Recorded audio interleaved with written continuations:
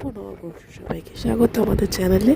তো আজকে নববর্ষ, আর সেই উপলক্ষে হয়েছিল আমাদের বাড়িতে পুজো সকালবেলাতেই। তারপরে দেখে নাও আজকে আমাদের গপুদের সুন্দর লুকস। আজকে নববর্ষ উপলক্ষে দুজনেই সেজেছে নতুন জামা পরে, এবং সমস্ত ঠাকুরকে দেওয়া হয়েছে মালা। গপুদের সঙ্গে সঙ্গে কিন্তু কালীমারাও নতুন জামা পরে দিয়েছে, তার সাথে সাথে গনুও আছে।